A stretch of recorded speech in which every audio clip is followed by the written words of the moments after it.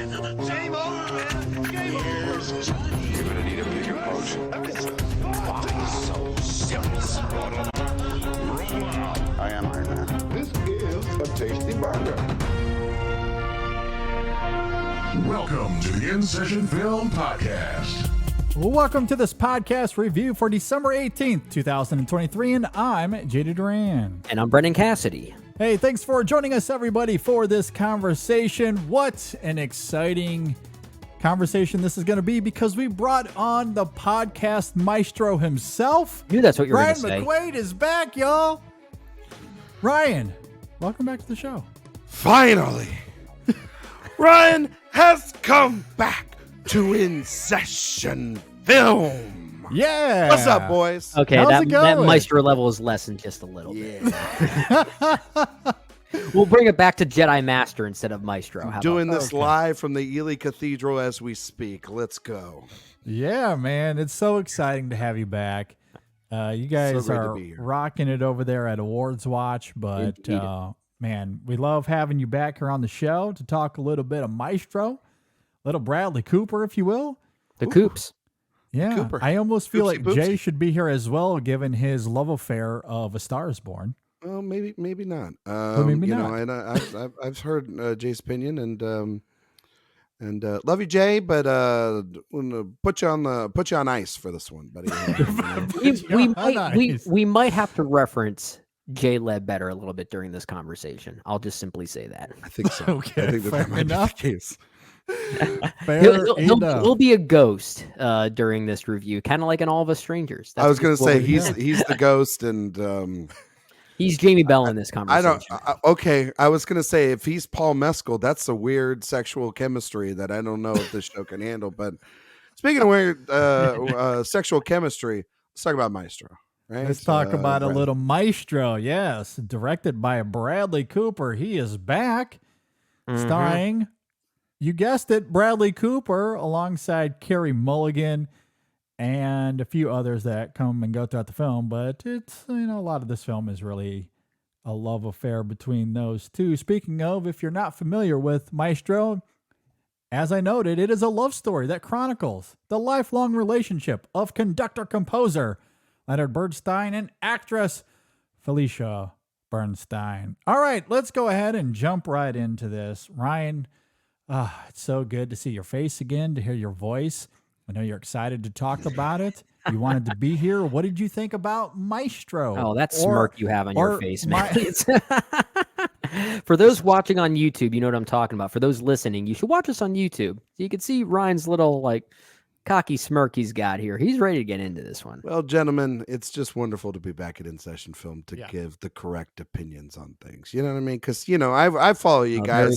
there he goes.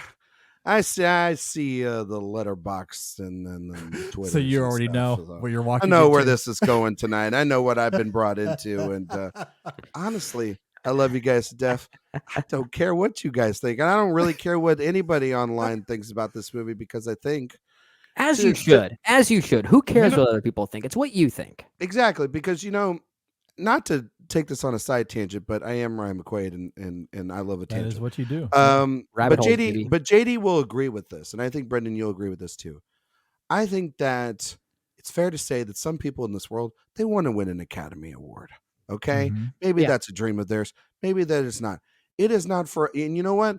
Honestly, it's quite refreshing when people just are out there wanting it rather than lying to our faces about it. And, yeah. I don't want an it's- Oscar. I don't want No. it. It's an honor to be Of course nominated. you Give me do. a damn Of course you break. do. You're going to Of give it course you away do. if you win it? Is that basically You're what not doing saying? all these actor round tables and kissing ugly babies enough to not do it. You know Unless what I you're mean? Brando and not showing up and truly not Exactly. caring. Exactly, or One I it's- believe. even somebody like Joaquin Phoenix, who despises award shows, shows up every single time. He he's accepted nominated the for Oscar for sure. something. He accepted the Oscar. He was there for the Master. He was there for the Golden Globes the following year. And Although he did, I think it was for the Master. Didn't he vocally shake his head no in front of the camera or something like that when it came to him? he did. But I mean, that's what we love about him, and he should have That's won the it, yeah. Oscar that year. Yeah, But he should have anyway, won, yeah. that is to be said. Oh. A lot of people's opinions online about Maestro have been about the thirstiness of Bradley Cooper's quest to win an Oscar because he's been nominated like 11, 12 times or whatever, and he's never won. Yeah. Cool. Good for you. That's a great way to do analysis of a movie rather than actually not talking about anything of merit that has to deal with this movie. I went in with kind of more middle expectations because unlike Jay and I believe y'all as well, I was at that time back in 2018, maybe the lesser on here when it came to A Star Is Born. I like the first half of that movie. I think the second half of that movie still was a little bit of a narrative mess for me. And I wouldn't call it a mess, but I'm kind of with you on it. Like Yeah, I like it more than I like it, but I don't love it. it has a momentum in that first half that I don't think it's able to sustain throughout the rest of the film. Does that make sense, Yeah, Brendan? yeah, I'm with you on that. But I mean that first half, magic. First half is perfect. First magic. 2/3 really are perfect. You're like, oh wow, A Star Is Born, and it's called director Bradley Cooper. Holy Yeah. hell, you know what I mean? Yeah. But then it falls apart. This movie, on the other hand, I was already kind of like rolling my eyes when like Netflix was putting the tagline out there that it's a love story, not a biopic. I'm like, all right, yeah, but it's based on a true story. Like, come on, what are you talking about here? And ultimately, I think it's actually the correct byline to say because I don't think that it's a full cradle to grave, book to book in Wikipedia sort of biopic. And I actually think that that's quite refreshing because I'm tired of those movies. Sure. And I'm tired of those, especially in the musical genre, whether it's, about these huge historical figures like, like Freddie Mercury or Whitney Houston, or even a movie that I like, but a movie like Rocket Man. Those are from cradle to grave, from the beginning of their career all the way to the end. And it's like playing the hits and it gets tiresome and you don't really get to learn, I think, a lot about these people emotionally, or I don't think you get to really see a lot of their struggles. Now, I know that that's also been a complaint of this film is that people don't get that, but I think that it's different. I think that this movie really does dive a lot into just this relationship dynamic between Felicia and Lenny. And I think that it's a very complicated relationship. It's one that's oddly enough not a lot within the dialogue. It's a lot through looks, and a lot of it also too for me is through foreshadowing. I think of every single time that I watch. I've seen this movie 4 times, and each time Wow. I've picked Okay. up, yeah, I've seen it 4 times in a theater. So Good for you. at one, the sound work in this movie is absolutely incredible, and Yeah. it's really essential to watch a movie like this with the sound because of the orchestra and just the music and the encompassing power that is Bernstein's music that's sprinkled throughout the film as its score. But it all comes down to the relationship dynamic between Felicia and Lenny for me, and how Cooper and Mulligan are able to play off one another. I think that they have incredibly captivating chemistry throughout this movie. And I think for me, as someone that is bisexual in a relationship with a woman, I could relate a lot with the struggles of both Felicia and Lenny in terms of desire, sacrifice, this idea of these two people that are extremely talented, but also have insecurities and things that they need to self-fulfill, and ultimately leading to the a very much meeting of a minds or a head or coming to a head throughout. And it's not, marriage is not an easy depiction. It's not something that's always going to be perfect. I mean, we're all married here. It's not an easy thing for the most part for all of us, but I don't know, for me, I think that this is an imperfect look at an imperfect marriage. And I think that it's highly ambitious for a second film in terms of direction and technically speaking, the cinematography, the editing, the sound work, also the costume design is very specific. And I just think Cooper elevated himself even more and made an overall film for me that was better than his last. And I was quite surprised by it. And I think it is one of the better films of the year. All right. You're right that it is unconventional. And even A Star Is Born was very unconventional because there were some really interesting editing tricks that movie was doing that Maestro has that it even amplifies further. Like, this movie does not flow like a movie. in some ways, it almost feels like it doesn't have much of a beginning, middle, and an end, right? Like it almost feels like a series of moments, which in some ways could be an interesting approach. I actually think that approach mostly works in A Star Is Born until it gets to that final act where it sounds like you and I agree, Ryan. I'll be the one that's kind of mixed on this film, Maestro. And a lot of it does come down to me having a hard time shedding the biopicness of it. And it doesn't have the traditional biopic narrative or the Wikipedia style storytelling that you're talking about there, Ryan. But at the same time, by the time we got to the end, I can't really tell you anything I learned about Lenny or Felicia. And aside from just the fact that they had a troubling and complicated marriage, which is perhaps a very interesting idea, especially with regard to people who were very heavily in the public eye. I think that's a really interesting idea. But if we're gonna make that comparison to other movies even this year that I think did it better, Sofia Coppola's Priscilla I think did it a lot better too. Which I just caught up with. I think that movie's really good.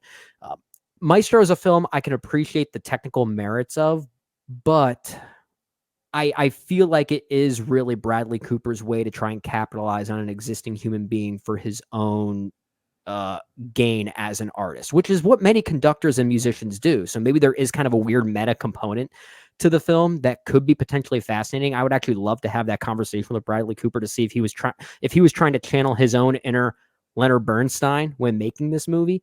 I mean, that cathedral scene when he's conducting Mahler, it's basically an action scene. He turns this into an action movie at one point. But it sort of represents what my problems are with the film, that I feel like it's almost like he's using Lenny as just his muse to get away with his own tricks as a filmmaker. And that might sound mean to say because I really want to praise this film where it counts. I think it's very well performed. I think Carey Mulligan's easily the MVP. When this film turns into her story, Felicia's story in the third act, that's where I think it's at its best. That story I think is wonderful. I felt very underwhelmed by the biopic nature of this, the fact that this is a real person, and I didn't learn anything. Honestly, it made me ask, what was the point? And which I guess is a very unfortunate question, because technically you can ask that with any movie, right? What's the point? What's the point in making a millionth retelling of A Star Is Born, right? But at least with that film, I felt a passion and a reason to tell it in that way. I didn't quite get there with Maestro. So sadly, I'm kind of mixed on this one. Okay, well, it sounds like I'm in the middle of you two. I split the difference, my friend. Like it. There you go. I did feel like it. Aren't I the one to usually split the difference? I feel like that's my job. That's Brendan's roles are job. a little bit reversed here. Yeah, I'm the closet libertarian of this whole conversation. Yeah, no, I did like it, but I'm not wholly in love with it. Bradley Cooper, the director, I do think has a strong conviction here that makes his vision for this film arresting cinematically. The cinematography and production design is exquisite. The monochrome black and white and the 1:3:3 framing ratio makes sense for those early scenes, and they're visually vibrant. It might be overly exuberant at times, or perhaps a little jarring, but the film's transitions and almost fever dream quality is wonderfully ebullient. At one point, it just randomly morphs into a musical, and while it's a little discordant to the rest of the film, Cooper's ardent filmmaking had me entranced. From a storytelling perspective, it's obviously exhibiting the romanticism between Leonard and Felicia and the ethereal feelings that often come with romance. So again, I think there's credence to the idea behind it, even if it's a little jolting in execution. Then as we transition to Leonard later on in life, and the film widens to a Technicolor 16:9 ratio that taps into the era of the 60s and the 70s. I think it does that very well. And in those final scenes, after there's a significant dramatic turn for Leonard, I'll say vaguely, it evolves once again to the 1:8:5 ratio, which was quite prominent in the 1980s, which is where we end up here. Those flourishes are warranted, I think, and do a great job of visually telling this story, especially because so much of the drama here and the characterization we see is depicted through close-up and reactionary shots. As a sophomore directorial effort, I think Cooper makes some captivating strides here as an artist. Now, that said, some have taken that maybe a bridge too far. I still think there's an argument to be made that A Star is Born is better directed. That's where I lean. But I do love his fervency and ambition. Bradley Cooper, the writer, alongside Josh Singer, who I typically also like, leaves something to be desired for me. Their writing shackles this film from reaching its potential, particularly when it comes to Felicia, who's such a vital figure in the end. But there's a disparity between her usage early on and the impact she has in the third act. I'm sure we'll talk about that as we go here, but I did find that a little frustrating in addition to its broader structure. And then there's Cooper, the actor, who's been in a lot of interviews lately talking about how he prepped for years for this role and stayed in the accent throughout the entire shoot. That's weirdly been polarizing here. I'll say this. Hey, what you need to do. Like, regardless of how you feel about it, I know some find it weird and maybe unnecessary. You know, it's funny. Most people who find it weird are probably not actors. Well, it's also kind of hilarious to me because Carey Mulligan joked about it in her Actors on Actors conversation with Michael Fassbender. Yeah, true. But when Cooper talks about it, and this is where I want to really take this, when Cooper talks about it, he articulates vividly how it helped him, immensely helped him. And I don't think it's fair to undermine that. Yeah. As long as he's not being an a-hole about it. Yeah. The I mean, process, Jacob Elordi ate a bunch of bacon to prep for Elvis. Yeah. Right? Look, actors do that. What a all job, the time. right? You know, like you just eat some bacon every day. I know, like it's Jacob amazing. Elordi. Yeah. It's like, oh, I gained some weight. I'm like, shut up, jerk. Like, you know what I mean? Like, yeah. Look, I have no problem with Cooper needing to stay within the voice or the mechanics of what he needed to in order to do this performance. I have no issue with that. The irony for me is that I just don't think his performance here is as great as some have hyped it up to be. I think he is good. He is good. I just don't think he's great. He wouldn't be in a 5 for me when it comes to Best Actor. Not that that's how you have to judge his performance. I think it's Oh yeah, there's adequate. only ever 5 great actors. Yeah, there's only 5 year. ever in a given year. Only 5. No, I do think he is good here. It just doesn't reach the heights that maybe I was anticipating. Maybe that's a little bit on me. At times he does. The cathedral scene is for sure. For me, it's I think Cooper the actor is again undermined by Cooper the writer. I think he hurts himself in that regard. Yeah. But Cooper the director is excellent. That's a conversation where he should be in a 5, I think, more so than as an actor and especially as a writer. So I do like it on the whole, but few things keep me from fully embracing it. I think this thing about Bradley Cooper, when you're talking about his actor on actors conversation, or even his director on director conversation, which not many people, not anyone, mind you, has both an actors on actors and a director on director conversation this year, mind you. They were both very fascinating conversations, I thought. They were, because they are about sort of almost like the different sides of Bradley Cooper, the actor who's very playful and very engaged, but also extremely And very hilarious. Philly. Very, yes. Yeah. But then that there's was awesome. there's also the conversation you had with Spike Lee, where he's very respectful and he's very knowledgeable and he's reverent for sure. still a student actually within that side of the field. And you know, he's one of our very, very fine actors that we have working today. As a director, he's still up and coming. And, you know, to learn from somebody like Spike Lee, but really the original person that had the Bernstein biopic here, or was going to do, was actually Steven Spielberg. And Spielberg watched A Star is Born, and midway through a private screening that he had for him, he got up out of his chair, walked across the room and looked at Cooper and said, "Okay, you can do Maestro," and then walked across the other way. I also kind of think it's like, well, Steven, did you watch the second half of the film? But anyway, that's beside the point. But I think that there's also been the talks about, you know, when he was a child and his obsession with being a conductor, and it's something that he's always wanted to do. And I do think that there's with that a level of care that is like you're talking about, JD, behind the camera. This Yeah. movie is so ambitious. I think A Star Is Born is maybe the best version we're going to see of that ever redone again. For better and for worse of that, because otherwise you're thinking of the Streisand version, and that's not a very good movie. But I think that movie is very straightforward in comparison to this, and this is trying to do a lot to try to separate from other kind of biopics, because he wasn't just a lot of music. It's a lot like when Christopher Nolan talks about Oppenheimer. As an artist, Leonard Bernstein is ingrained so much into a lot of our culture, both in terms of musicals, but then also of conducting, and just modern music is really, he has a lot of ode to that. But a lot of that isn't what this movie is about. And I actually like that, because it's really about this relationship that ultimately is the drive, and the sort of, when they talk about summer not being inside him, right? And they talk about how, and if you have no summer in you, then that means you can't make music, and that means you don't have a drive, that means you don't have inspiration,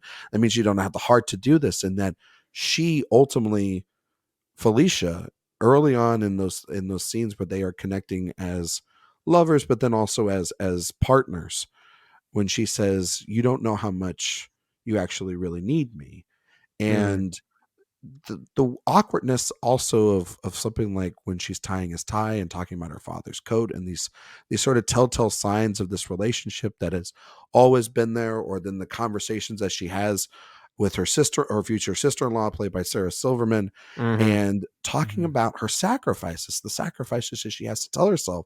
And then those all come back around then too, when they're at these moments of impasse, and she's having to realize that, yes, I did make these sacrifices. I can't blame anybody but myself.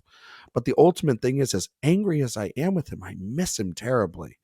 It's a very complicated relationship also to be with somebody of that caliber. I understand, Brendan, what you're saying in terms of like, you might not have learned a lot about like Bernstein's career, or even Felicia's career, because she was a good actress, but she wasn't like renowned. I mean, she wasn't like, we don't talk about her in the history of being one of the greatest screen actresses of all time. She was very good at her job for that era.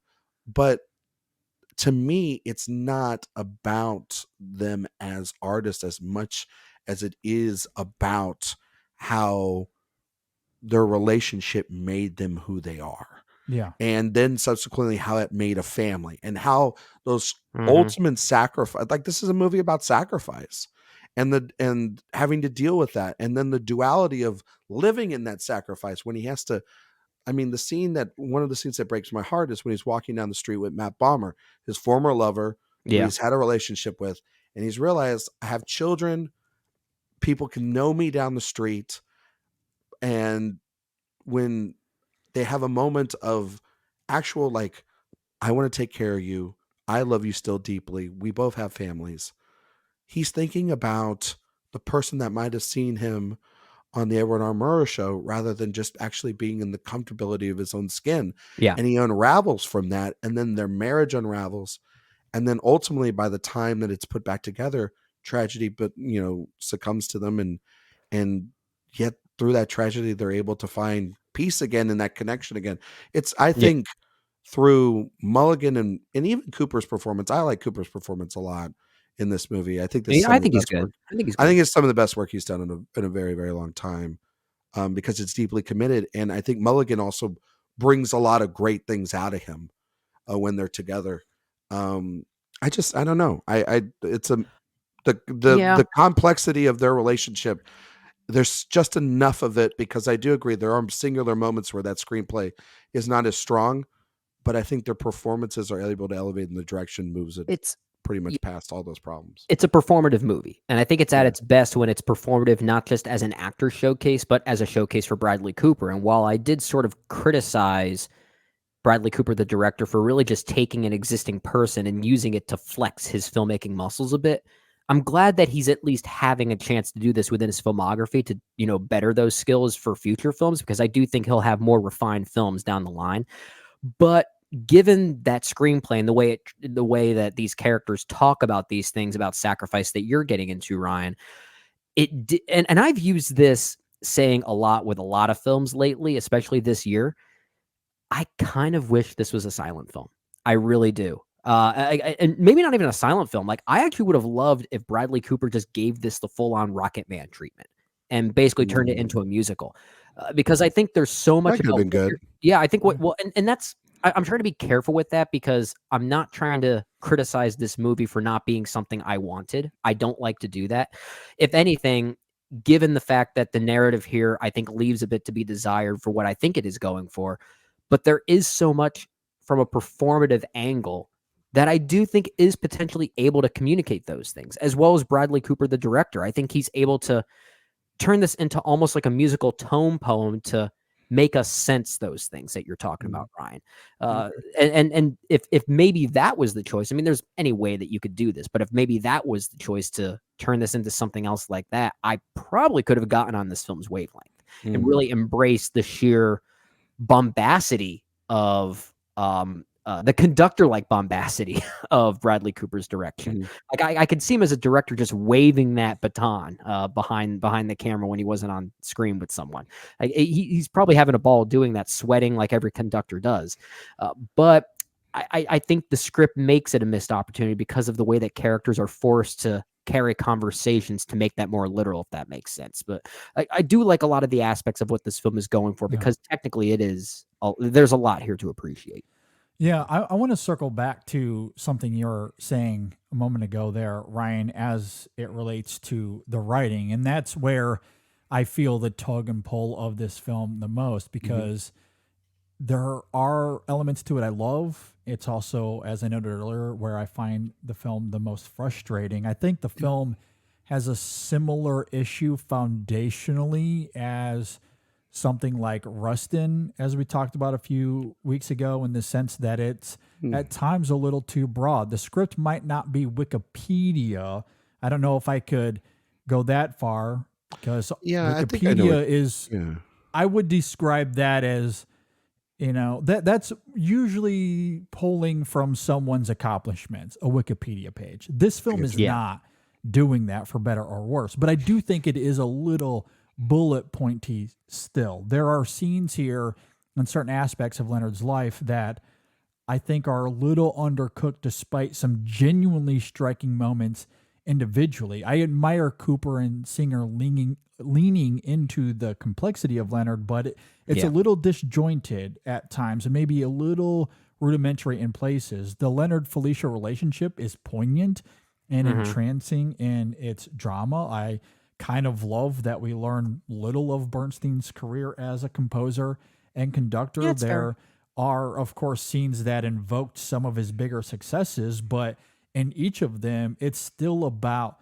the two of them and their relationship. For example, there's the moment when he composes Mass, a moment that crystallizes with Felicia running out of the house and jumping into the pool immediately after Leonard announcing that he's finished it. The scene isn't about what he composed. It's about Felicia's reaction. Same thing with the extremely talked about cathedral scene. For as immaculately shot as it is, for as vibrantly rigorous as it's performed, the camera very deliberately, through all of its spellbinding mechanics, ends with a shot on Felicia, who's off to the side watching this unfold. Despite all their struggles and arguments, she's there to witness this amazing moment with love and pride, something that moves Leonard the most. It wasn't even that he conducted the living shit out of that orchestra, which he did. It was that she was there to witness it. That's what that whole sequence is about. I do love that in this film. Everything funnels through their relationship, and often it's ravishing, especially when coupled with Cooper's direction. However, at the same time, it equally wants to explore other elements of Leonard, particularly his affairs, and perhaps it does exhibit the impact that has on Felicia. But from Leonard's perspective, I don't know if the film does enough to fully realize its overall heft.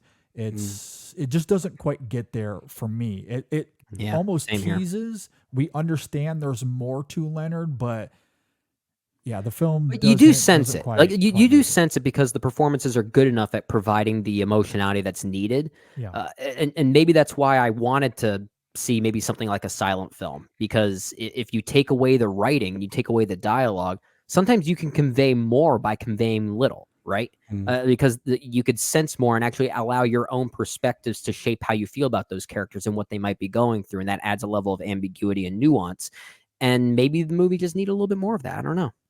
Yeah, I mean, for me, I think JD, you bring up the mass sequence, and I think all that is brought upon by the two different eras that we see before this, and you're talking about the black and white sequences that are done for what is essentially the first half of the film. Yeah, Right. yeah. And by the end of that, when they are married, when they have built a routine essentially, and he is still in the early stages, and they're still in the fawning over each other, that they just had their first child and everything.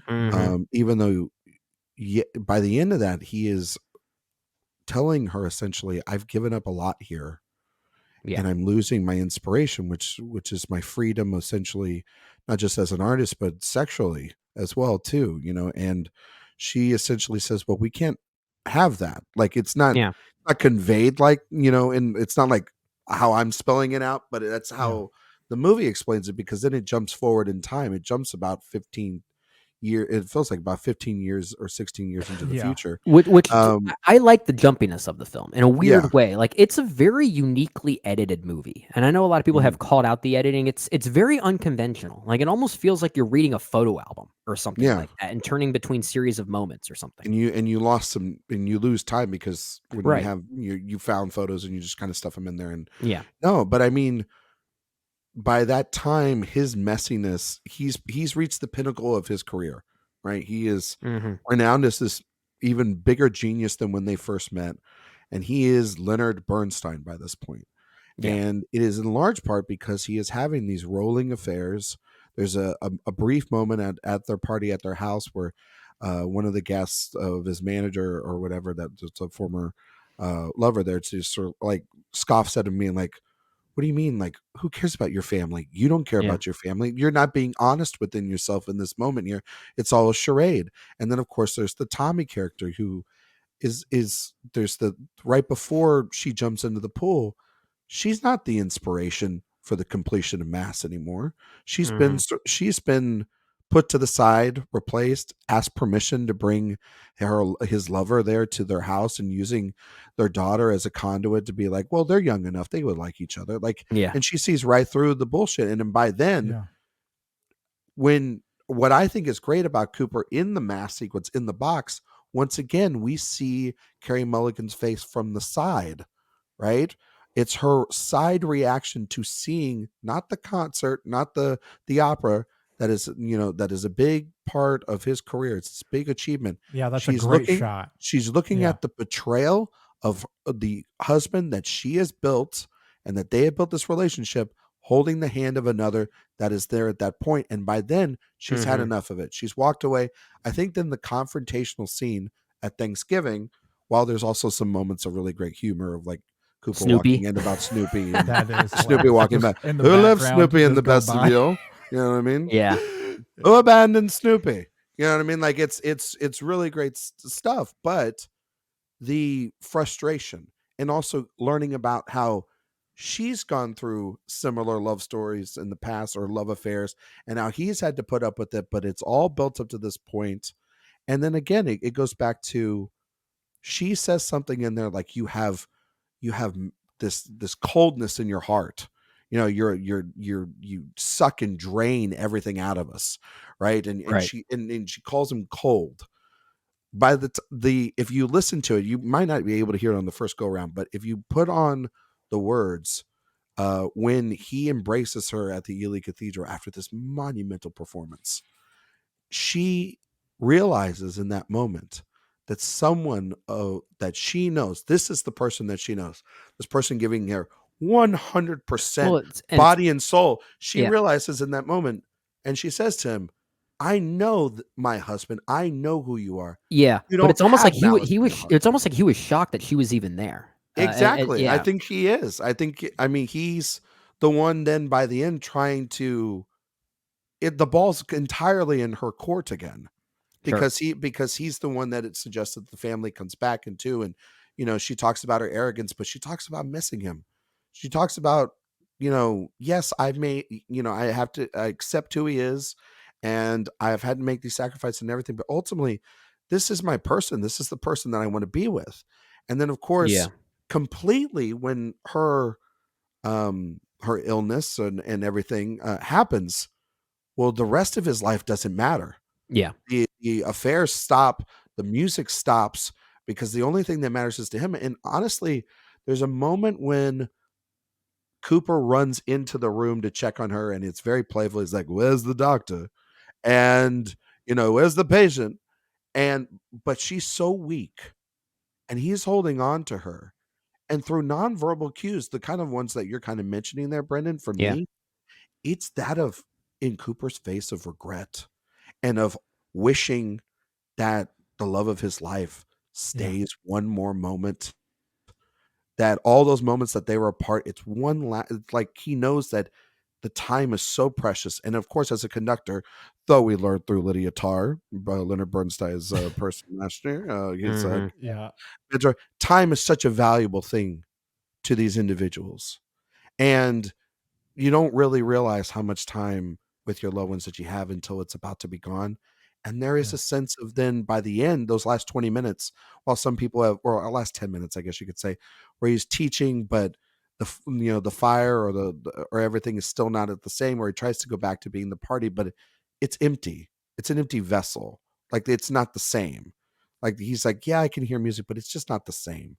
sure. And I think Yeah. that, and then the final shot of the movie is right after he says it's like any questions, just like her, it's of her face. She's always been that relationship. They are tethered to one another. And the reason why they are successful and the reason why it still sings inside of them, like, to what you're saying, JD, this movie, while it seems weird on initial watch, and I was with you, JD, a little bit on the screenplay and Brendan, initial watch, Hmm. I was like, man, this thing is like there's a lot and it's like moving a lot. Mhm. But as Yeah, I've seen it more, it's a lot of movement here. it fits together. Some of the dialogue, like the Josh Hamilton scene with the biography, that doesn't work. Like it doesn't work at all. I can admit that. Like I've seen it before. I'm like, bathroom break. But the rest of it really does fit together as they build Well, it, this it Yeah. love story, and it's it's more beautiful, but tonal it's in that sense. yeah, Yeah, it's I like tragic. when it's tonal. And I do like it does tend to push most of Lenny's major accomplishments off to the side. Like Mhm. we hear the mention of West Side Story, and at one point we hear the score playing in the background, which admittedly I was a little bit distracting. I will say, I loved Yeah. it. I loved hearing West Side Story in the background when people are just walking in a house. It's a little. I was half expecting him to start snapping, but I at the did. same. Oh, okay, fair enough. But at the same time, I like that it is trying to brush some of those things aside. To your point, yeah, but yeah, when Yeah. those moments are good, it's more tonal and allowing just the sensation to carry it as opposed to what they're saying to each Mhm. other. And Yeah. I go back to what you were saying earlier, Brendan, about how this could have perhaps been more effective as a silent film, because I do think that coupled with Cooper's ambition for this film as a filmmaker, those are the strongest elements here. And maybe Sure. that's why Carrie Mulligan for me is the star of this film. She is the queen maestro, if you will, because she conveys love and anger and indignance and compassion with a cogent pathos that is utterly remarkable. Earlier, Ryan, you brought up the Thanksgiving scene, and if she's nominated for an Oscar, that will be her Oscar clip. There's no doubt about it. They love a good capital A actor moment. Yeah. But She's got Mulligan, a couple actually to and be. she does, but Mulligan is at the height of her powers when the camera is simply lingering on her and she laconically displays her emotions, such as the scene you invoked earlier when they're at the theater listening to Mass and the camera just stops on her reaction there, not just to the music and how that came about.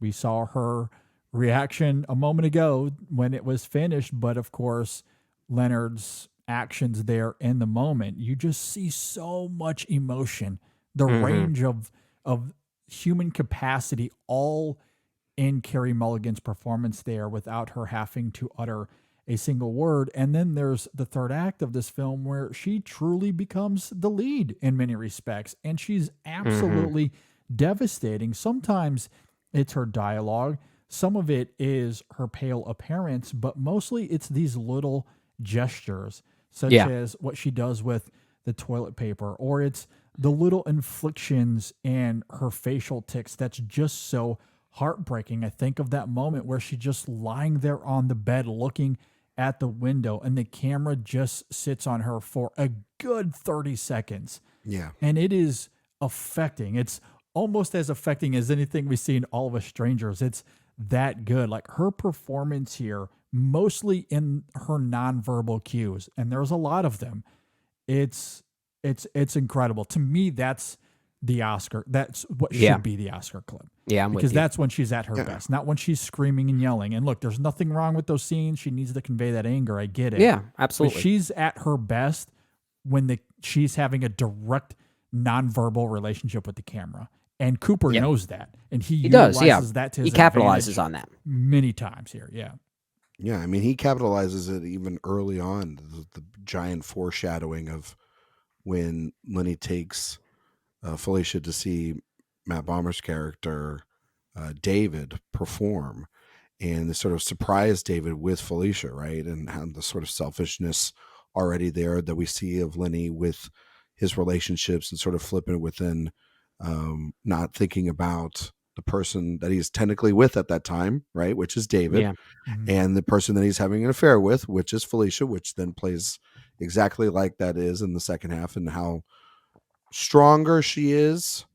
But then also, the way subtly Lenny plays weaker. it off, Yeah. plays it off like it wasn't even a form of being unfaithful, if you want to call it No, that. he was just like, it was just, oh, I should have probably thought about it. But There's also, a cynical nature to him, which is kind of interesting. but there's also too, like, you never see him in that moment once they're introduced to each other. And Cooper's direction is that of the stillness of Bomber's face, and then the recognition of Mulligan's face. And we do not see Lenny's reactions at all. It's all off camera. His dialogue is all off camera. It is all about the looks and the recognition of these two as is a baton passing of here, you're the next one. You're the apple of his eye. You're going to be of his affection in his orbit now. How are you going to handle it? Because how I handle it is how you showed up here. And I find that to be really interesting because she isn't like that. She's very, very, very clear from the beginning, right? When he even tries to propose to her, right? She tells him, I know who you are and I know what I'm signing up for here and I'm okay with it. And even as she herself, because we all sign up for things that we probably then later on get angry or regrettable about. And she has tons of regrets and she's told all of her friends it's not a hidden secret. And her frustration, even at that party, at the transition point of this film, when she's like, you're getting sloppy. Yeah. Like don't, and then I love the far away when he does bring David to the house and he's trying to justify it, the camera's far away. It's almost like the camera's far when Jamie was there as a kid and she's running away in the black and white towards the end. And then that's the same placement that we find this camera. It's like of a hidden place, like that everything's supposed to be a secret, because right before this, we all saw the betrayal, or I guess it's not the betrayal, but it's that of, well, I guess the betrayal of Lenny of himself in not being able to express who he truly is to his daughter, thinking that she's fully ready to handle that. But Felicia not wanting to have her daughter deal with the mess that she has had to deal with and make that kind of sacrifice for herself, ultimately one that Jamie does end up having to deal with because Lenny is selfish and does bring her in. I do wish, though, there was, if you want to talk about a screenplay problem, I do wish for Jamie's character played by Maya Hawke there in that second half of that film. I wish there was more of a pushback or a moment for her to have some sort of agency against her father for this regrettable nature of putting her in this position, or even also more of a scene between her and Mulligan to understand or to ask questions about this, because we get that scene that I think is actually really beautifully done between her and Cooper about jealousy and lying and keeping oneself to being one's true self, which is, I think, once again, still very much within the themes of the film. But then it just jumps to, well, she knows about it because she's just kind of figured it out.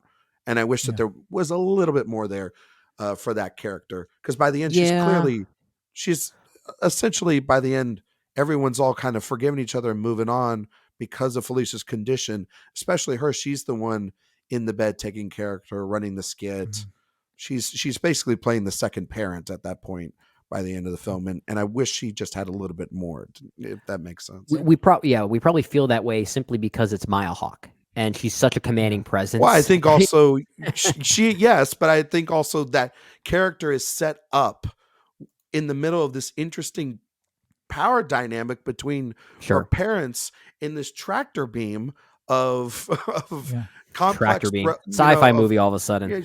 I mean, it really is, because like this character is sort of flung into space of the middle of this galactic battle between her father and her mother's relationships, and that they're not with each other. And like Cooper does devote time to that. He gives space for Leonard and his daughter, like, to kind of talk about these awkward uncertainties that she's hearing about and what is the truth.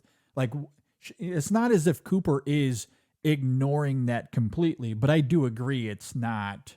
The thread is started, realized. But I don't think it's closed.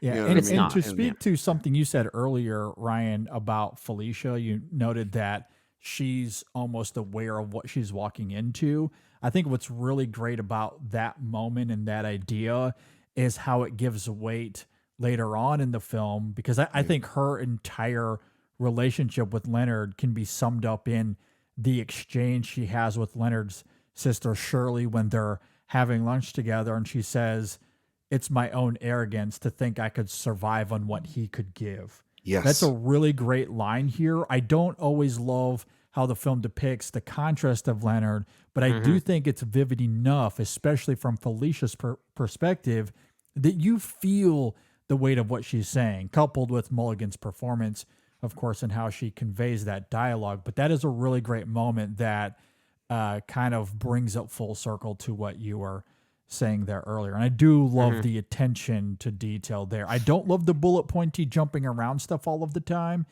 but I can't ignore that there's still a level of craft and detail here, which is why I just feel the tug of war between wanting to really like this film and love it, and also not. I can't ignore how frustrated I was on this first viewing, but man, there's moments like that here that make me really want to believe that on a rewatch I'll come around to it. There are so many moments when Bradley Cooper as a director just goes so hard it's almost laughable, and I mean that as a compliment. There's some funny moments though in this movie. Yeah, well, even like the opening establishing shot, or at least it's not really the opening shot, but the establishing shot for the entire trajectory of the movie when we get reintroduced to Leonard Bernstein as a young man when he's offered the chance to.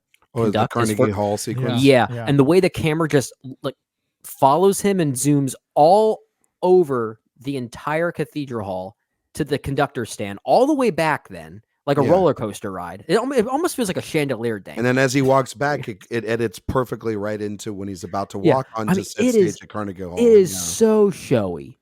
but like Yeah. in the right way for this kind of movie. Again, like it just goes back to my point saying, can this just be a musical or something like I mean, that? but to feel the whirlwind, right, of getting that moment and the sort of adrenaline Well, that yeah, you see, there's have, and that's there's what that purpose it to it. has. There's Yeah, purpose to it to there. it. Yeah, I Well, mean and that's. and I mean, the that's musical sequence alone, also. I mean, Brendan and JD, you brought this up, and I think That's a that good scene. That's a that's really such interesting a. scene. I mean, that's such a better way and more interesting way to express, in my opinion. It's also just more of a playful way too of expressing the wants and needs and desires and the different things that Bernstein is doing within that time period, Yeah. rather than like just have another long conversation at a lunch table. Yeah. I think that his instincts as a director here are for me absolutely spot on, and Okay. they add enough life and enough joltness to keep this thing going, because movies like this can get real dull real quick, but there's enough flair and enough actual real technical mastership to some of these things. Like the Ely Cathedral scene is one of the best scenes of the year. I mean, Brendan, you yeah. talked about it being an action sequence. Yeah, it Oh, it feels like is. one of the most Yeah. violent things you're going to see this year, because it's just someone's I entire heart and soul put I into half it. expected Keanu Reeves and Sandra Bullock to drive a bus somewhere through it. Like it was that intense. Yeah. Yeah, The no, camera movement is spellbinding. I do Mhm. love but just that as well.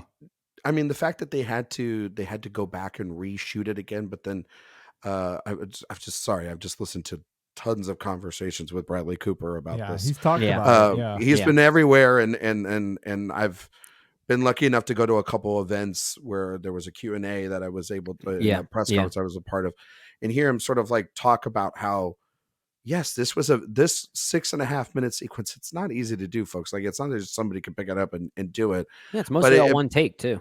it's mostly Yeah. all one take. It's also there. This actually is live on like YouTube. Well, I mean, obviously, like, review, and Yeah. subscribe to this They shot video it with the and live finish this, orchestra. but He really conducted that yeah, orchestra. he conducted Yeah. the hell out of it, and it's a real thing you have to do, and it's very intimidating, Yeah. and so, I think, like, listen, people, I would love to see really what, like, how a Daniel Day-Lewis would live in a film Twitter world, because like that guy went freaking method acted and was a psychopath, as opposed to like being a guy who talks like this all the time, and it is, I'm Leonard Bernstein. Yeah. You know what I mean?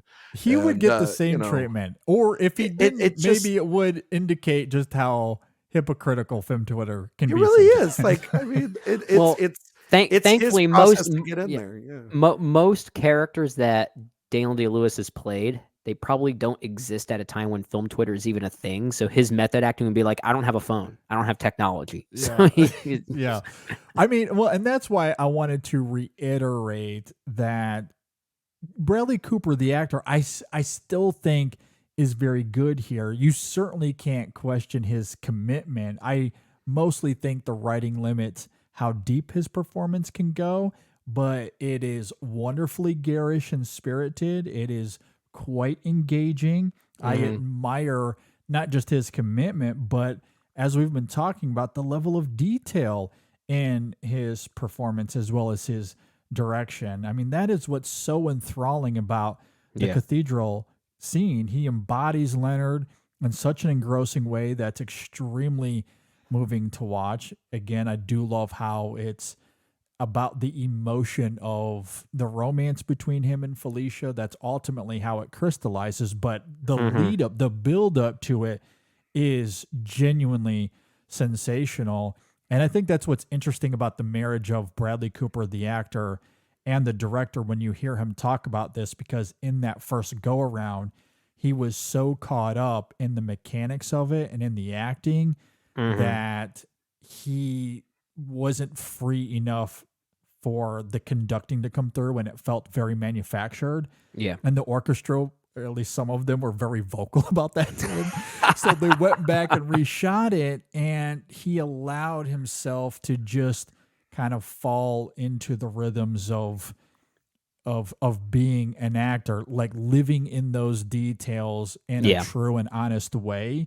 And because as a director, the shot was so orchestrated, pun intended, I guess. Nice work. Nice work. That the camera, the DP knew what to do there, so he could just relax and let the moment breathe, and it's just mesmerizing to watch as a result. So I mean, again, there's no denying his commitment. Really, my only issue is the writing. But to your point, Ryan, maybe on a rewatch, some of that will fix itself. I'm curious to see it again and see if that's the case. I just don't know, because I'm a little hesitant about some of the Leonard personal stuff. I just don't know if the film does enough to justify some of those complexities. It just feels a little thin to me, and I'm certainly willing to give it another go, because I will forever be bullish, I think, on Cooper's direction here. There's so much really about is this movie great. I want to love. There really is. Yeah,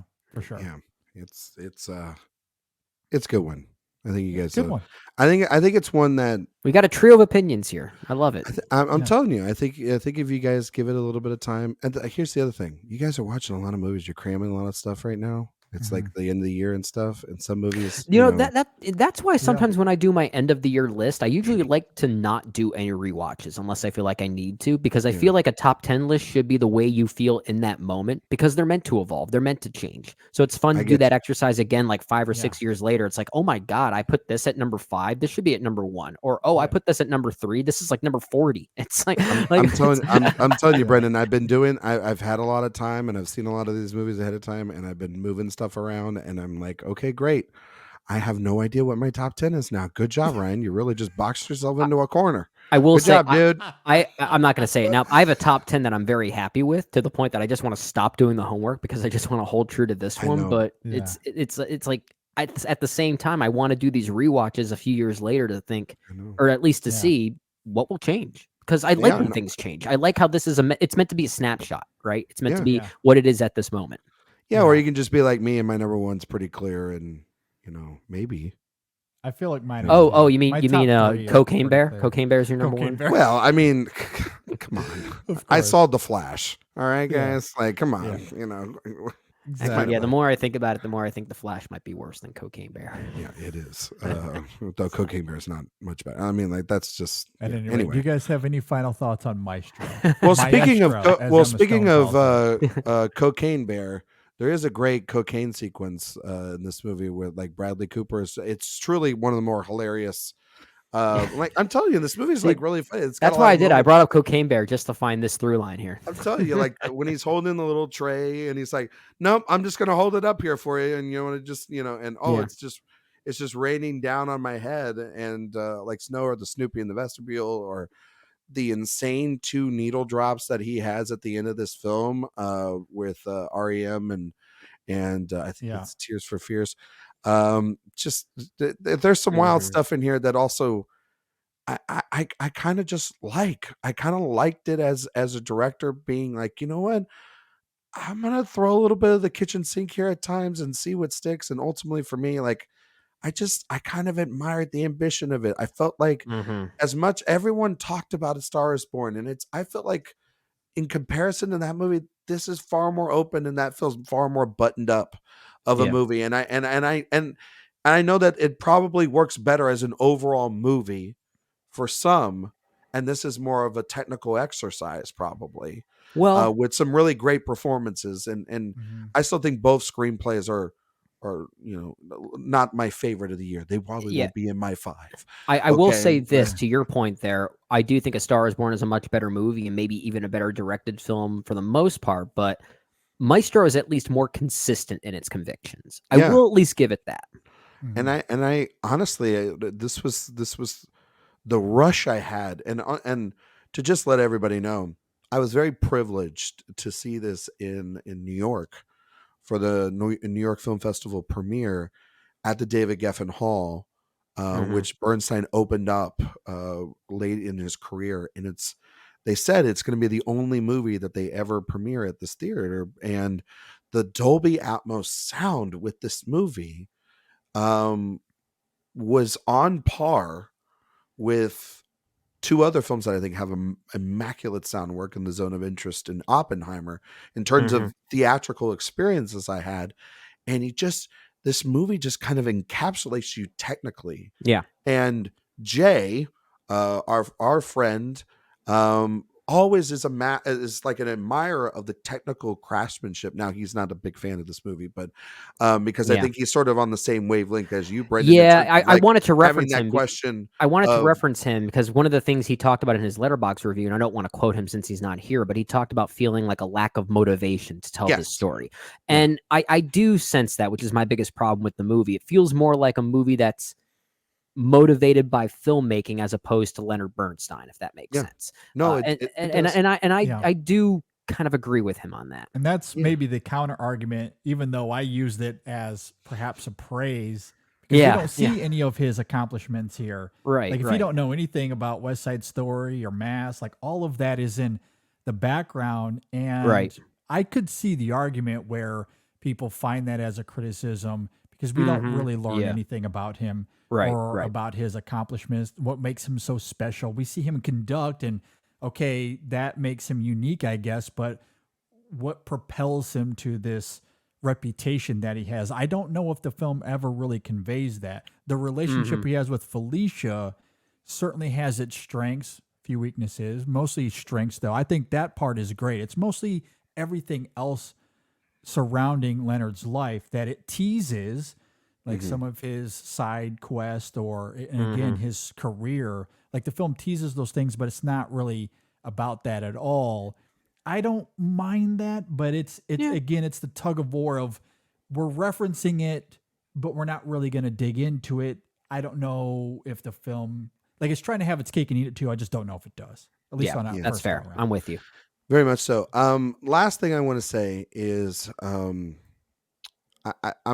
coming up with a new in session film category, maybe for the end of the year list. Great. And it's actors totally miscast.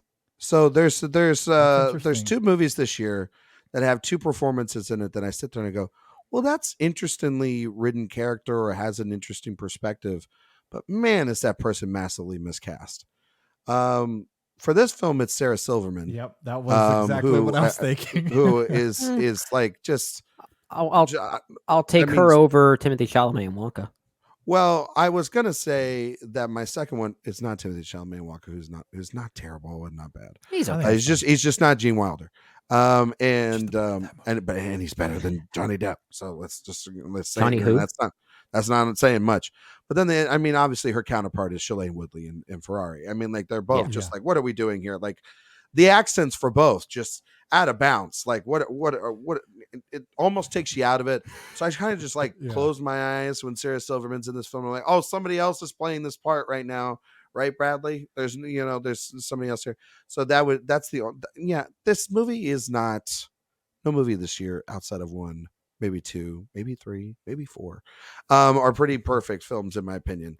But this movie is still in and around my top 20 of the year because of for me, I do get all that emotionality from the relationship by the end. I do think it's quite moving. I do think that while there are it's not perfect and sort of certain parts that are stumbly, I do overall think that the overall product for me is something that I really strongly reacted to and was quite surprised. It's one of the bigger surprises of the year for me, how much I've connected with it and vibed with it from the first viewing to the weirdly the fourth. I don't know how I've seen this movie 4 times, but how are you married and have a day job? Thank you, honey. That's another podcast for another time. Yes, exactly. We should seriously do an episode about balancing work-home life balance.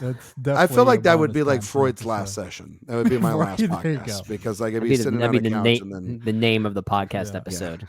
Last session. Last session in session. There you go. But no, overall, I think that Cooper has made something here that I think he should be deeply proud of, and one that is very personal to him. And what's been kind of interesting is to see his sort of trajectory over the last couple of years. Well, I've known you guys as well from that first year that we started doing work and knowing each other with 2018 all the way to now. to see his sort of confidence and his comfortability as a director. JD, you've seen the Actors on Actors, I believe. I don't know if you have, Mhm. Brendan, but I have. when he talks about closing his eyes, and I know him Yeah. and Emma Stone had like a moment of That was polarity, pretty funny. Yeah. but also Maestro.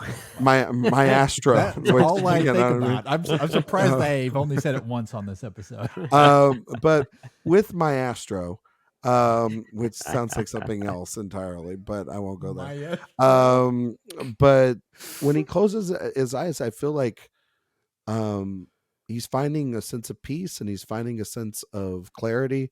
Yeah. And therefore, I think with this work and that evolution over the last couple of years, I think he's found that as a director, and I think that that's his true calling card going forward. And it's Yeah, nice like to know that he's going that's to be my thing that right going there, forward. Ryan. Like Yeah. I'm completely with you. I think that's maybe the irony for me in all of this because, and you can certainly call me out here if I'm misspeaking here because you're more of an awards guy than me, but it seems as if the trend might be leaning more toward him as an actor, and maybe that's his chance for winning.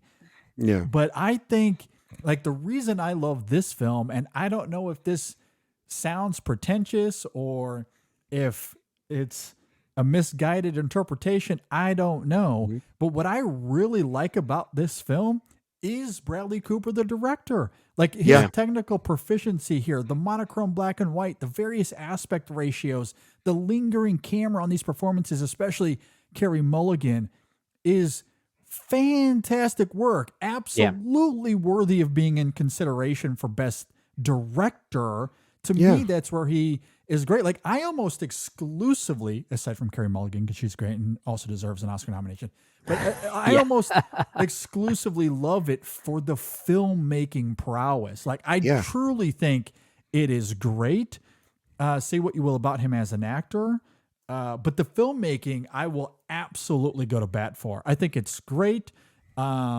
And maybe that's what's driving this story, to your point, Brendan. Maybe the Maybe. motivations are misguided. He just wanted to have a, He just a wanted to- mechanism to He just do needed a something fun muse with to the flex his camera. muscles. Yeah. Absolutely. And look, I'm kind of okay with that. Like, what's wrong with that necessarily? Like, he's an artist and a director and a filmmaker. And to your point, Ryan, like, if this is the trajectory of his career and this is what he wants to do, like, some of our best filmmakers have movies that maybe don't have the best storytelling, but you can't deny the prowess of its cinematic achievements. There's nothing wrong with Maestro living in that space. No, And I will always yeah. enjoy it for that. I mean, to your point, his director art and director, one of his big influences is and mentors over the last couple of years has been Spike Lee. Yeah. His name as a producer is sandwiched between two other names. You know who those two names are? Scorsese in the and credits? Spielberg. Martin Yep. Scorsese and Steven Spielberg. Two of the Yeah. biggest Yeah. who don't collaborate or produce things a lot together, Yeah. even though they're best friends for life, besties. Yeah. Right. And yet they're doing it for a project like this because they believe in, they have to, at a certain level, believe in him as a filmmaker and Yeah. believe Yeah. in his vision. Yeah. And for Spielberg to be on set of another, while he's making his movie, to come on set and do, and to be in the behind the scenes photos and things of that nature. And Scorsese talk about it a little bit too. And while he's been talking about Killers, like, there is a clear respect for him as taking this next step, and also Yeah. him earning that respect and taking steps forward. We talk about all these other directors from their debuts to their second features having stumbles, both either visually or maybe, yes, like I think Brendan, maybe overall you are correct, and like the screenplay does have problems, but Yeah. I think once again they're balanced out by such a confidence as a director, and also to Yeah. juggle so many hats. Like, I think he gives a great performance. I think the screenplay is fine. I think his direction's out of balance, and as a producer to put all this together, it's kind of nuts. Okay. True. Yeah. And usually when people do all this kind of stuff, like certain one aspect or another does fall a little bit on the wayside. Yeah. And I think that maybe it's more of a Josh Singer problem, because like I'm not like the Maybe. biggest Joss Singer fan in the world, but I'm not going to blame him for this either. And yes, I know, but like, but at the end of the day, to juggle all You're going those to be the hats first and last man to say that on this podcast. I think that to juggle all these hats and to make a film that does have ultimately these really big emotional, but also big. The emotionality is big, but the style is grand. It feels for a movie that's about two people in their relationship. It feels of an epic love story at times, Yeah. and these big moments and these big gestures. I mean, it's somebody could have just set a camera up, shot it aerial, done the cathedral scene, moved on to the next thing. He doesn't do that. He pans the camera. It's focused on her and her perspective, but then it goes to it speaks to their relationship at the end, the veracity of his performance, the way that you see the strings at a certain point and the cuts and the angles. Like, it is an impressive piece of work. Yeah. It And is. you And can't this is Deny why that. this is why we have a t-shirt. I'm going to plug us again. Called The Best Thing That Ever Happened to La La Land is that it lost Best Picture to Moonlight. Because all of this manufactured nonsense against Cooper all boils down to the same nonsense of that debate, of the La La Land Moonlight debate. People were making things up because it's really not even in the clip. But to manufacture this rivalry between him and Cillian Murphy, all because of a competition, because we're turning art into sports. That's what this is about. If it had nothing to do with the Oscars, then no one would be talking about Bradley Cooper in that light. From Well, I mean, perspective. JD, it's happening with all of them. I mean, it is. Killers of the Flower Moon, Barbie, I get it. Poor Things, I say that. Oppenheimer, I say Super that Mario to- Brothers, all these movies that are up for Best Picture. You know what I mean? I get it. I just say that to emphasize your point, Ryan. No, I that, get it. I mean, and as we've it's- been talking about, he is, especially as a filmmaker, it's earned. and even Earned as a work and performer, deserved. like he is really great here. And manufacturing this bullshit for engagement on social media when he didn't even invoke Cillian Murphy's name or anything to do with his process. It's manufactured. I mean, even nonsense. if it's almost like a self jab at himself, to be fair, when you really think about it. Because if you hear Mulligan's comments and then you hear his, it's technically he's taking the piss out of himself. Which he kind of laughs at. Like he kind of admits that in a way. I mean, when you really think about it, it's like, well, dude, yeah, you're the guy that spent 6 years making this thing and calling Carrie Mulligan a year in advance while she's trying to get the kids to bed, and then like, hello, Carrie, would you like to talk about lines? You know? It's like, no, I'd like to go to bed. How about that? You know what I mean? Like, so like, I don't know. It's always the conversations that all the three of us have had over the years. Where the stuff online doesn't translate, and you just have to look at the art itself. And also, I will be the proponent of. This is why sometimes it is great to see movies at festivals, because then all the people online with their bad takes and their bad opinions can't sway you on your opinion when it's just you and people in a room that just want to see movies and talk about it afterwards, as opposed to, hey, what's the Oscar buzz? Or, oh, what's the front runner? We got to tear it apart. Like, no, I just like going to the movies and seeing it. And if it's a movie that affects me, I'll like it. And if it's something that, like Brendan, how you and I've talked, if it's something that I've seen a couple of times, maybe it moves up, maybe it moves down. I don't know. I don't care. You kind of have to figure that out. It always fluctuates. It does. It always fluctuates. Yeah. And so wasn't it Ebert that said ratings are relative, not absolute, or something? Honestly, like that? I it's something that Eric and I have talked about for the last couple of years. It's like putting letter grades on things. Yeah. I put it on there in the moment, and then like 6 months later, I'm like, I don't even agree with, there's one review That's a year that I write on the podcast. I'm like, what did I even write there? This is a bunch of gobbledygook. Well, my thought too, part of the reason why I wanted us to get rid of those letter grades on In Session Film was that months would go by, I don't even remember what grade I gave it. Like what's the difference between an A- and an A at times? At least in that moment. I mean, obviously you like one more than the other, but it's like I find myself even straddling the line between B+ and A- sometimes. Like how do I define I the change difference stars there? on Letterboxd like it's like I'm eating breakfast. Yeah. You know what I mean? Like you can't have me on that exchange all app. the time. I'm making lists and doing all this stuff. Like It's a bad distraction. I'm on there right I'm now. wild. I've got 3 screens and it's all letterbox. You know what I mean? Yeah. It's just moving things around. No, I I mean, know. like, Yeah. I think that ultimately it's just how you, I mean, it's Yeah. what I've told you guys over the years.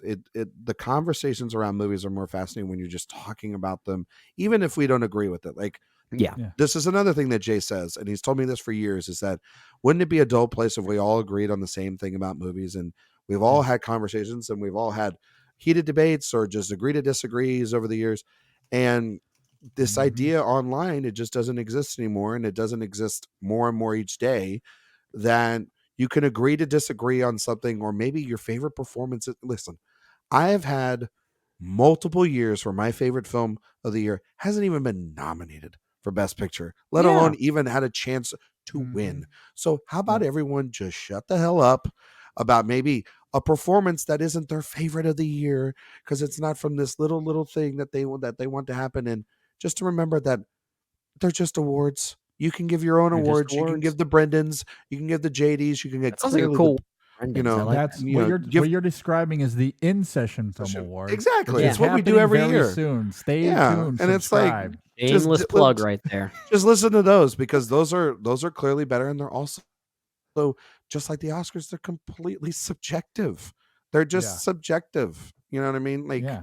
whoever can get you That's in a why we- room and take you out for a nice dinner is probably going to get someone's vote, and that's Yeah. clearly how you can get my vote. And you can find me on Twitter about getting that vote. No, I'm just kidding. I don't know. Well, Someone that's just like scripted we this have out. with the In Session Film Awards. I'll just throw this out there since we're already talking about. We have a ballot, like a fill-in sheet that goes on the Yeah. website every year that you can fill out and participate with us. To Ryan's point, you're not always going to agree with us. We'd love to hear what your ballot would be. We'd love to see it. So we'll have that Yell in available the as well. car while one of us is talking, just your nominations. And maybe somewhere telepathically we'll hear We'll them. hear If it, not, grow up because Yeah. you can just put them online and Yeah. move on with your day. Exactly. You know what I mean? Like Yeah. life's too short, guys. We all got families and things. Like Yeah. just put it online. Move on. It's okay. That's all it takes. It'll be forgotten about in Ryan, about a week. Thanks for joining us, Ryan. It was great to hear you, to see your face once again. Yeah, Appreciate you man. being here, my Still friend. looking the same. Well, yeah, like a handsome devil. All right. Burnt orange. Exactly. Hook 'em, baby. Thank you guys so much for having me on. Yeah, man. And should I plug myself? Is that Yeah, is that yeah. not what it is? Tell Nah. us about what's happening over at Awards Watch. All Well, the fun stuff you guys are doing. You can find me, I guess, on X. Is that the thing? Well, it was different the last time I was here.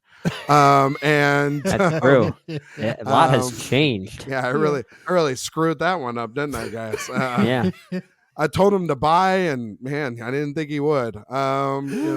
Instagram, Letterboxd at Ryan McQuade 77.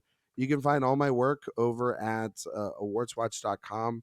I've got tons of interviews that I've been doing, that the team's been doing. We have conversations with Cillian Murphy and Jeffrey Wright and Lily Gladstone and Cord Jefferson, and there'll be one coming later this week or next week with Christian Friedel, the actor of The Zone of Interest.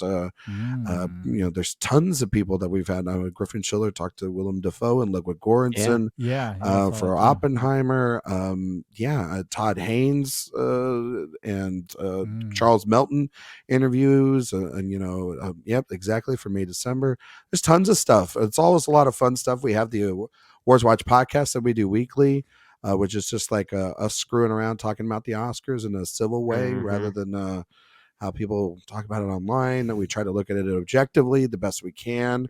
And then Director Watch is something that Jay Ledbetter and I do. We're in the middle of this guy, Paul Thomas Anderson.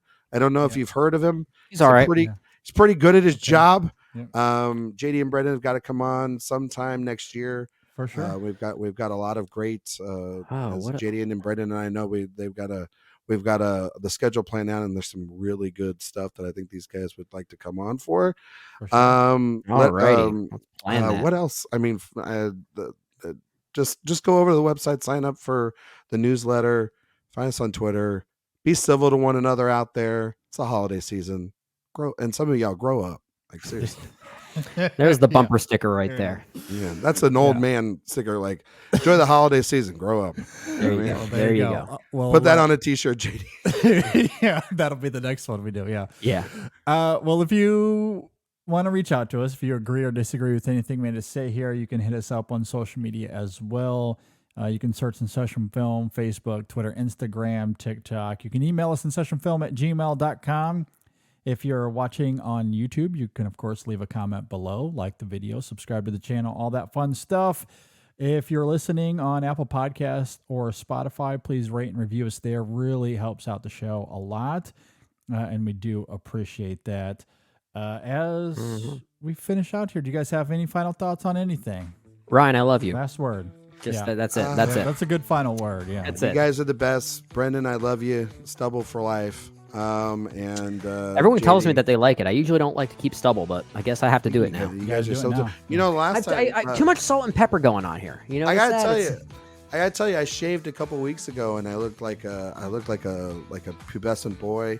You know, just like it was very smooth, like a baby's bottom. And then I grew back the beard because I was like, my wife was like, I hate it. But that is to say, I love you guys, and I'm so happy to be here. And yeah, I'm just going to tease it.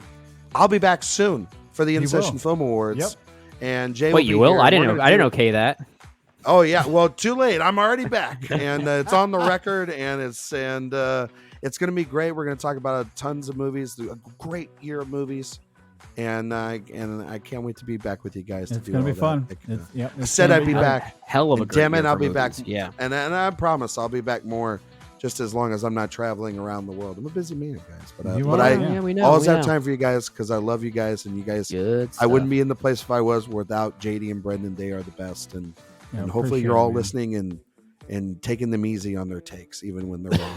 They are Maestro. Right. Do appreciate it, man. We love you as well. Looking forward to having you and Jay back in a few weeks for the award show. In the meantime, be sure to check out Ryan's work. Follow him on social media if you're not already. Thanks for listening. Thanks for watching, everybody. We'll see you next time on the In Session Film Podcast. I forgot about the outro music. Yeah. Ducked again. Maestro. Can't do it anymore.